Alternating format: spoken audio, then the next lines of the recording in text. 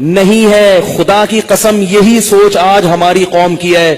خانقاہوں میں مراقبے کروائیں گے, محاسبے کروائیں گے, مدرسوں میں پڑھائیں گے, یونیورسٹیوں میں پڑھائیں گے. جب اس کے دماغ پہ شہوت چڑھے گی اس کو شادی کا مشورہ نہیں دیں گے. اس کو کہیں گے محاسبہ کرو, مراقبہ کرو, فلاں بزرگ کا بیان سنو, تبلیغ میں چلہ لگاؤ, 4 مہینے لگاؤ. خدا کی قسم لا الہ الا اللہ یہ وہ سوچ ہے جو قوم لوط کی سوچ تھی. یہ مسلمانوں کی سوچ نہیں ہو سکتی.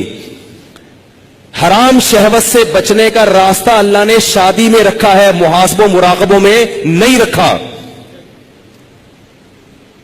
نکال دو اس قرآن کو اپنے گھر سے باہر. اتنا میں معاشرے کے خلاف اس چیز میں لڑ کے خود تھک گیا ہوں کہ میں کبھی سوچتا ہوں یا تو میں پاگل ہو گیا ہوں یا یہ سارے لوگ پاگل ہو گئے. ایک خاتون کا میرے پاس فون آیا, میں بیوہ ہو گئی ہوں, میرے سے اپنی خواہش برداشت نہیں ہو رہی, زنا کا خطرہ ہوتا ہے, تو میں ایک کم درجے کا گناہ کر کے اپنی خواہش کو پوری کر لیتی ہوں. میں نے کہا حرام ہے, آپ نکاح کریں. مجھ سے کوئی نکاح کے لیے تیار نہیں ہے. میں نے کہا آپ اپنے حقوق سے دستبردار ہو کر کسی سے نکاح کر لیں کہ بھئی مجھے صرف اپنی اس حلال خواہش کے لیے کسی مرد سے نکاح کرنا ہے, میں اپنے آپ کو گناہ سے بچانا چاہتی ہوں, میں اپنے حقوق چھوڑنے کے لیے تیار ہوں. میں نے کہا کر لے گا نکاح, کیونکہ اللہ نے عورت کی خواہش کے لیے مرد کو بنایا اور مرد کے لیے عورت کو. اس کے علاوہ کوئی راستہ اسلام میں حلال نہیں ہے. اور اس مرد سے بھی قیامت کے دن سوال ہوگا جو اتنی بیوہ اور اس جیسی لاکھوں عورتیں بیٹھی ہوئی ہیں, حرام طریقے سے خواہشات پوری کر رہی ہیں, اور جب اس کمبخت سے کہا جاتا ہے کہ تو نکاح کر لے تو کہتے ہیں مجھ میں نکاح کی طاقت نہیں ہے. جبکہ انٹرنیٹ پر روزانہ ننگی فلمیں دیکھ رہا ہوگا, اتنی شہوت ہے, روزانہ اور طریقوں سے اپنی حرام خواہشات پوری کر رہا ہوگا, اور بڑے بڑے قوم میں کارنامے سر انجام دے رہا ہوگا جن کے لیے اچھا خاصا حوصلہ چاہیے. لیکن جہاں کسی عورت کو عفت اور پاک دامنی والی زندگی میسر کرنے کی بات آتی ہے, نکاح کی بات آتی ہے, یہ بکری بن کے بیٹھ جاتا ہے, کہتا ہے میرے اندر قوم سے لڑنے کی, رشتہ داروں سے لڑنے کی طاقت نہیں ہے. ویسے اس کو بولو نا وہاں جا کے بم رکھ کے آؤ تو رکھ کے آ جائے گا. اس کو بولو نا یہ فتح کر لو مارے کا, یہ کر کے آ جائے گا. تو بھائی یہ طریقہ نہیں ہے. اللہ نے سورہ نور میں نظروں کی حفاظت کا حکم دیا, اور اگلی آیت میں اللہ نے نکاح کا حکم دیا ہے, آلٹرنیٹ فورم بتایا ہے. تو اللہ نے صرف اور صرف مرد عورت کو ایک دوسرے کے لیے پیدا کیا ہے, اور ہن لباس لکم وانتم لباس لہن. فرمایا عورت تمہارے عیب پہ پردہ ڈالے گی اور تم اس کے عیب پہ. شہوت اللہ نے دونوں میں رکھی ہے. جو یہ کہتا ہے نا نہیں ہے, خدا کی قسم جھوٹ بولتا ہے, وہ جھوٹ بولتا ہے. وہ کوئی کہتا ہے وہ اتنی نیک عورت ہے اس میں شہوت نہیں ہے, خدا کی قسم جھوٹ بول رہا ہے.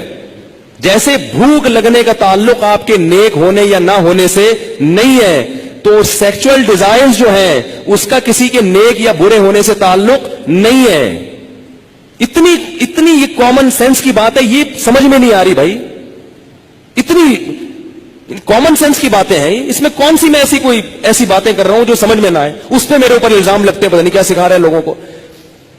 تو یہ جو الٹے کام آج کل ہو رہے ہیں نا, لڑکیاں بھی کر رہی ہیں, یونیورسٹیاں جانے والی لڑکیاں, کالج جانے والی لڑکیاں, میرے پاس فون آتے ہیں ہم یہ کر رہے ہیں, ہم یہ کر رہے ہیں. میں کہتا ہوں کیوں بھائی؟ کہہ رہے ہمارے اندر ڈیزائرز پیدا ہوتی ہیں, ہم کیا کریں مفتی صاحب, رشتے ہی نہیں آتے. اور لڑکا بھی کر رہا ہے, ان سے بولو کہ بھائی تم شادی کیوں نہیں کرتے؟ پیسے ہی نہیں ہے, کیسے کر لیں شادی؟ پیسے ہی نہیں ہے.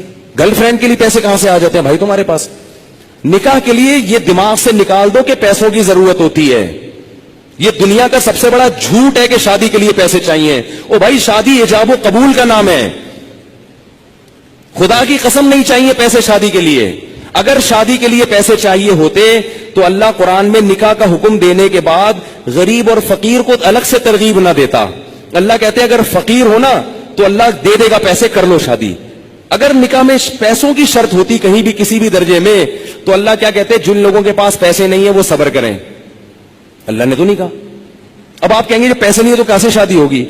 نکاح نام ہے ایجاب و قبول کا. بھائی کسی لڑکی سے عقد کر لو, ایگریمنٹ کر لو کہ میں تمہیں اپنے نکاح میں لیتا ہوں, وہ اس کہ ہاں میں نے قبول کیا, گواہ سن رہے ہو, یہ بات ہو گیا.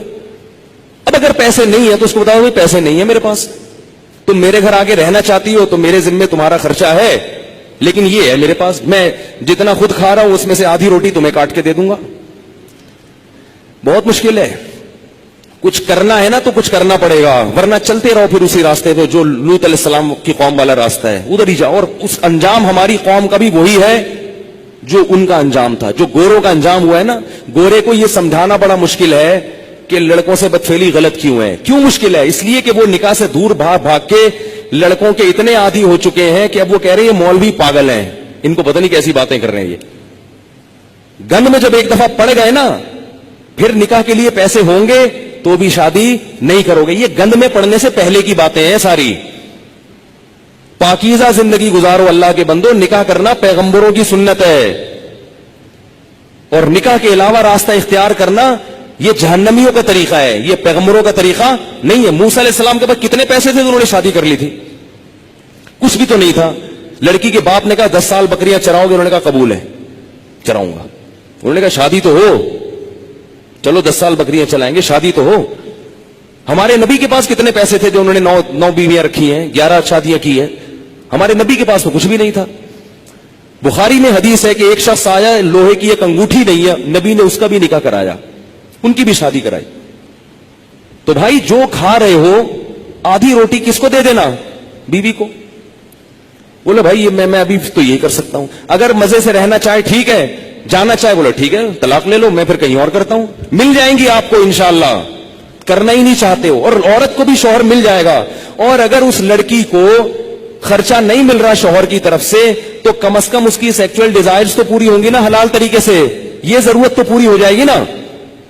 بھائی نکاح کر لے کہ بھائی مجھ میں بھی خواہش ہے, میں حرام سے بچنا چاہتی ہوں, نکاح کر لیا مرد نے, اب کم از کم ان کو میاں بیوی کو ایک اپنی خواہش پوری کرنے کے لیے لباس تو مل جائے گا, ادھر ادھر منہ تو کالا نہیں کریں گے.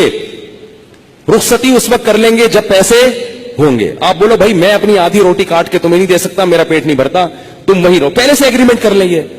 نکاح صرف نان نفقہ اٹھانے کے لیے نہیں ہوتا, زنا سے بچنے کے لیے بھی ہوتا ہے. بلکہ نکاح کا تو بنیادی مقصد زنا سے بچنا, اولاد پیدا کرنا ہے. یہ ذمہ داریاں تو اللہ نے ایک نظام کو چلانے کے لیے مرد کے کندھوں پہ ڈال دی ہیں, ورنہ نکاح کا بنیادی مقصد یہ نہیں ہے. اگر یہ مقصد ہوتا تو محمد صلی اللہ علیہ وسلم حضرت خدیجہ سے شادی نہ کرتے, کیونکہ حضرت خدیجہ کے پاس پیسے تھے, ہمارے نبی کے پاس پیسے نہیں تھے. ذمہ داری اٹھانے کے لیے اگر شادی ہوتی تو خدیجہ سے, ہمارے نبی کی ذمہ داری حضرت خدیجہ نے اٹھائی ہے. نہیں آ رہی بات سمجھ میں؟ پہلی شادی جو ہمارے نبی کی ہوئی ہے اس میں ذمہ داری کس نے اٹھائی ہے؟ حضرت خدیجہ نے. حضرت خدیجہ فرمایا میرے پاس مال بہت ہے, شریف آدمی نہیں مل رہا کوئی, تو آپ نکاح, آپ شریف ہیں ٹھیک ہے. تو 2 فائدے ہمارے نبی کو اللہ نے دے دیے, ایک بیوی مل گئی اور اللہ نے مالی لحاظ سے غنی کر دیا. تو باقی سب چیزیں بعد میں ہیں. سب سے پہلے اپنے آپ کو حرام کام سے بچنے کے لیے نکاح کرو.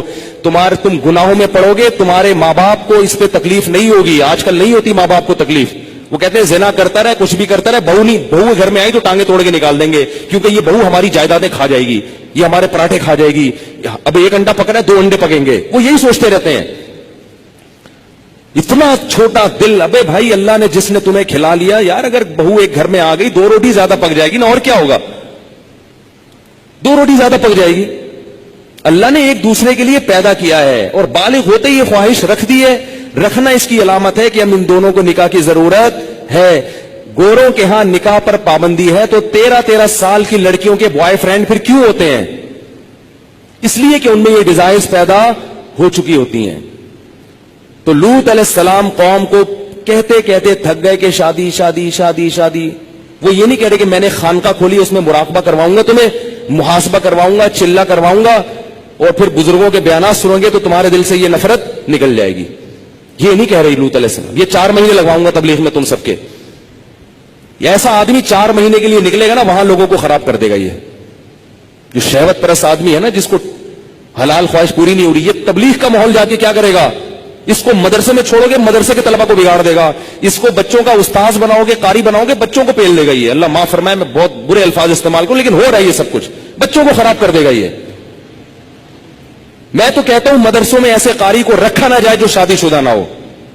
رکھا کتنا ہی ایسے پیر اور مرشد سے بیعت نہ ہو جو شادی شدہ نہ ہو. بیعت ہوگے نا, شیطان اس کو تمہارے خلاف, اگر کوئی نیک خوبصورت مرید جا کے بیعت ہو گیا نا, تو شیخ کا اس پہ دل آ جاتا ہے. بھائی اللہ نے نظام نہیں رکھا نا. ایک چیز, آپ کو بھوک لگ رہی ہو, کھانے کو روٹی نہیں ملے گی, تو جو تھوڑے دن تک برداشت کرو گے پھر کچرے سے گند نکال نکال کے کھانا شروع کر دو گے. کب تک برداشت کرے گا؟ تو جب مرد اور عورت کی خواہش پوری نہیں ہوتی نتیجہ کیا نکلتا ہے؟ وہ گند کی طرف جانا شروع. اور ایک وقت تک تو واپسی کا چانس ہوتا ہے, کچھ وقت کے بعد پھر پیسے آ جائیں گے نا, کروڑوں روپے بھی, پھر بھی واپسی کا چانس. تبھی نکاح کے بعد بھی گندگی میں پڑے رہتے ہیں ایسے لوگ. دیر سے جن کی شادیاں ہوتی ہیں نا, شادی کر کے بھی گناہ نہیں چھوڑتے وہ. تو لوط علیہ السلام نے کیا کہا اپنی قوم کو کہ یہ عورتوں سے نکاح کیوں نہیں کر رہے؟ قوم جواب میں کہہ رہی ہے ما لنا فی بناتک من حق, ہمیں عورت سے نکاح میں دلچسپی ختم نہیں ہے. اس سے پتا چلا کہ گناہوں میں جب پڑو گے تو حلال کی لذت بولو نا ختم ہو جائے گی, ختم ہو جائے گی. اور یہی ہو رہا ہے ہمارے معاشرے. بیویاں گھر میں بیٹھی ہوئی ہیں اور منہ کالے ہو رہے ہیں باہر جا کے. عورتوں کے اپنی زوجاؤں کو وقت ہی نہیں دیتے, محبت ہی ختم ہو گئی, کیونکہ اتنی گرل فرینڈ ہیں اسے منہ کالے کرا لی ہیں, اتنی عورتوں سے منہ کالا کرنے کی عادت پڑ چکی ہے, شادی سے پہلے پڑ چکی ہوتی ہے.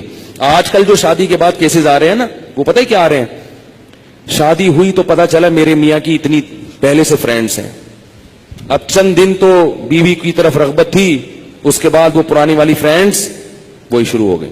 عورت پہ کیا گزرتی ہے؟ عورت سب کچھ برداشت کر لیتی ہے مگر مرد کی بد کرداری عورت سے برداشت نہیں ہوتی. اس کو یہی نہیں پتا کہ کل کس عورت کے ساتھ دوستی لگائے گا, پرسوں کی. گھر تو ایسے گھر تھوڑی چل سکتا ہے. ایک عورت کی کال ہوتی نا جو ایسے اپنے غم بتاتی ہے, تو میں آپ کو بتاتا درجنوں عورتیں ہیں. نتیجہ کیا نکلتا ہے کہ ان لڑکوں کو شادی سے پہلے لڑکیوں سے دوستیوں کی عادت پڑ چکی ہوتی ہے, وہ چسکے لے لیے ہوتے ہیں. اب شادی کے بعد پھر وہ کہتے ہیں یار ایک بیوی یہ کیا ہے, یہ درجنوں لڑکیاں, درجنوں لڑکیاں. پہلے ہی سے جب بچہ بالغ ہو تو والدین کو اللہ کا واسطہ دے کے کہتا ہوں اپنے بیٹوں کی بیٹیوں کی فکر کرو. بچہ بالغ ہو برائیوں میں پڑنے سے پہلے اسے اس کو گھر بار پہ لگا دو. اتنا نیک شریف نکلے گا, دیکھو آپ دعائیں دو گے مجھے, ایسا پیارا بچہ نکلے گا آپ کا, تھوڑے دن میں اس کی اولاد ہو جائے گی, میاں بیوی بچہ, وہ اسی میں مشغول ہو جائیں گے. اس کے کیونکہ اللہ نے انسان کے دل میں فطری طور پر گناہ سے نفرت رکھی ہے. جب اس کی حلال طریقے سے تسکین ہو جائے گی تو فطری طور پر اس کا طبیعت جائے گی نہیں گناہ کی طرف. میرے جو بزرگ ہیں, میرے مشائخ ہیں, 13 14 سال کی عمر میں ان کی شادیاں ہوئی تھیں. ایسی پاکیزہ زندگی انہوں نے گزاری ہے. میرے جو بزرگ ہیں میں ان کی بات کر رہا ہوں, 13 سال 14 سال میں ان کی شادیاں ہوئی ہیں, ایسے پاکیزہ زندگی. تو میڈیا تمہیں جہنم کی آگ کی طرف لے کے جائے گا. تو اللہ نے وہ